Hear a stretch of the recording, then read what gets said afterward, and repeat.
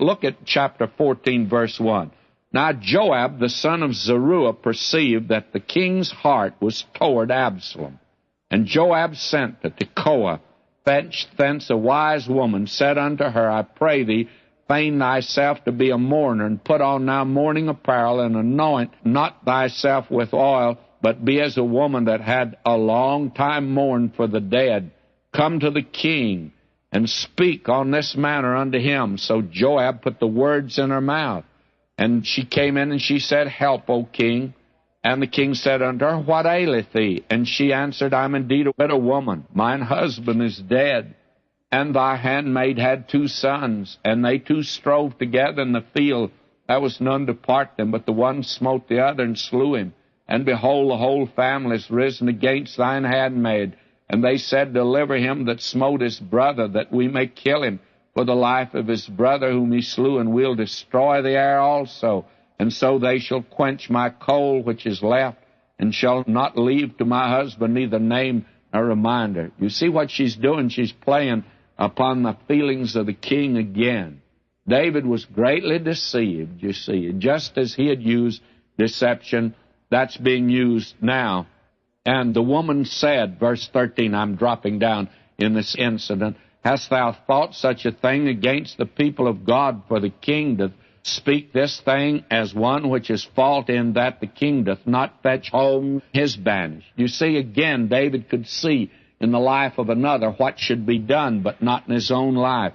Verse 14, For we must needs die, and are as water spilt on the ground, which cannot be gathered up again. This woman is wrong, by the way, in that. And so, finally, after this incident, David now, in a half-hearted way, is willing for Absalom to return. And we read in verse 21, And the king said unto Joab, Behold now, I've done this thing. Go therefore, bring the young man Absalom again. Joab fell to the ground on his face, bowed himself, and thanked the king. And Joab said, Today thy servant knoweth that I found grace in thy sight, my lord, O king, in that the king hath fulfilled the request of his servant.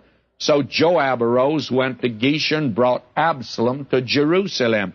And the king said, Let him turn to his own house, let him not see my face. So Absalom returned to his own house, and saw not the king's face. Now this is unfortunate. This actually set the stage for Absalom's rebellion that we're going to see in the next chapter.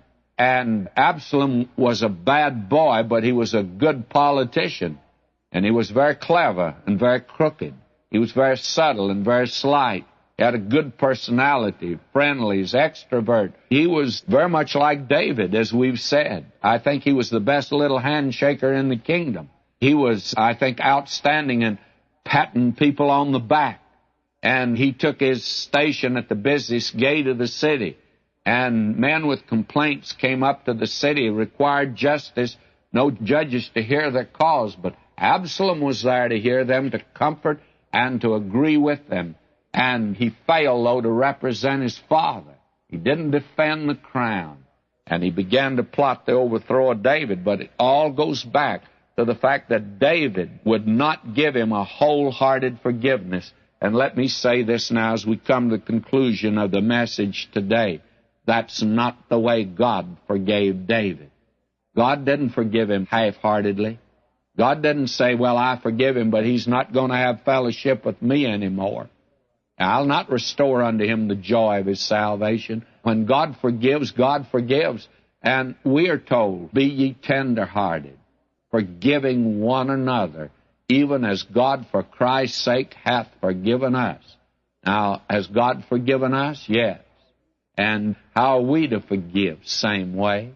David should have forgiven him. He's setting the stage now for the rebellion that we're going to see next time when we get to the 15th chapter. Oh, my friend, today, our God is a God who forgives.